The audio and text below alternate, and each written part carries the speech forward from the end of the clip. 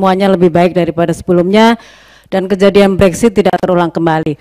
Langsung saja, ini pertama kepada Pak Menteri Basuki aja. Di sini kebetulan ada Jasa Marga, kemudian Jalan Tol, ada Hutama Karya dan semuanya.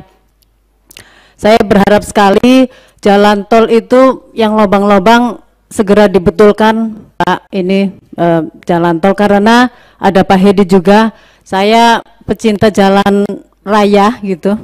Jadi saya mudik ke Cilacap, Purwokerto, itu biasanya saya melalui darat sehingga saya tahu betul mana yang lubang, mana yang meliuk ya Pak Budi darat. Kita mudiknya bareng-bareng soalnya. Lain kalau diajak Pak Budi udara. Pak Budi Menhub, saya kedinginan. Kemudian saya berharap sekali Pak Menteri, Pak Basuki. Jadi jalan ini janganlah kemudian terlambat-terlambat dalam memperbaiki. Jadi kecelakaan banyak di Cipali, kemudian dari Jakarta Semarang, dan juga tadi Pak Edi Santana menyampaikan di Palembang karena banyak kecelakaan. Harapannya sebelum Lebaran semua pekerjaan sudah selesai. Kemudian Pak Hedi, preservasi yang selalu saya sampaikan itu sampai sekarang juga nggak selesai-selesai itu. Pejagan kayaknya udah tahunan itu. Masyarakat ini jalan yang tidak berbayar aja kepinginnya bagus gitu kan, apalagi jalan berbayar tol gitu. Tetapi ini yang preservasi juga pejagan, kemudian Prupuk dan semuanya itu arus sana rusak terus sehingga macetnya panjang sekali. Sampai kita sampai bingung kalau mau lewat hari-hari biasa aja kita sampai takut gitu ya.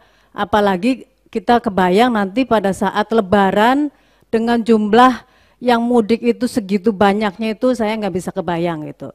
Paling-paling nanti saya mau minta tolong sama Kakor Lantas gitu kan.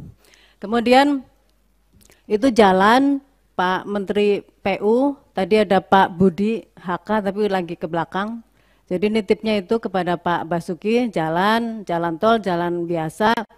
Kemudian kepada Pak Menteri Perhubungan Pak, sama Pak Budi Darat, pastinya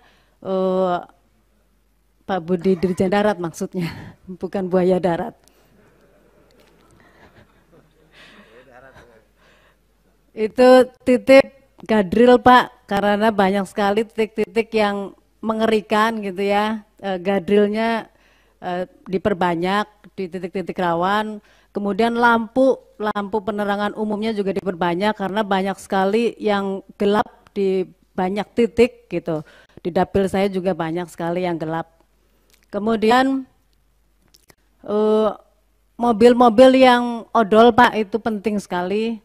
Itu yang PR kita semuanya yang melebihi muatan memang susah ditertibkan tapi itu sangat penting untuk segera bisa dipercepat. Kalau kelama-lamaan nanti makin susah diomonginya gitu. Mereka bisa aja bergerak demo-demo lah, kita nanti kalah sama demo-demo. Tapi jalannya rusak.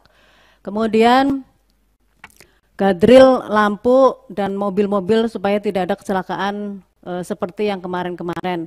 Kemudian rest area Pak diperbanyak posko kesehatan, mungkin tidak hanya di rest area tetapi beberapa titik yang rest areanya panjang gitu. Biasanya kalau macet itu di tengah-tengahnya itu kadang-kadang kita juga udah nggak tahan tuh, apalagi ibu-ibu gitu. Ada posko kesehatan dan juga toilet-toilet.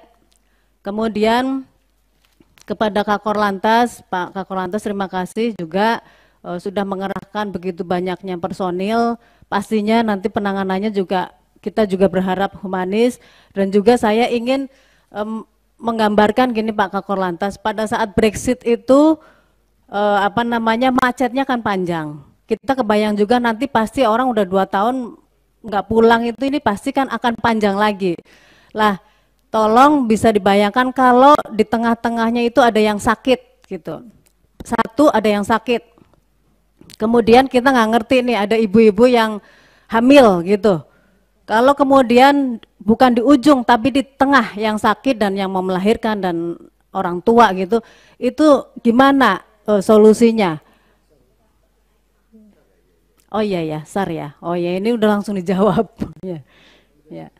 Nah itu, tolong itu antisipasi untuk bisa dievakuasi dari atas atau bagaimana ya. Itu yang paling utama.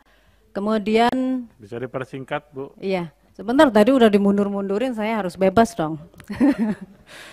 Kemudian, jadi lupa kan, BMKG Bu, karena cuaca iklim ini lagi banyak ekstrim gitu ya, saya berharap juga ada pemberdayaan masyarakat langsung untuk bisa diberi pelajaran bahwa bagaimana bisa melihat iklim-iklim yang akan terjadi gitu. Jadi sambil menunggu sosialisasi dari BMKG, tetapi masyarakat juga dikasih pendidikan bagaimana dia bisa melihat.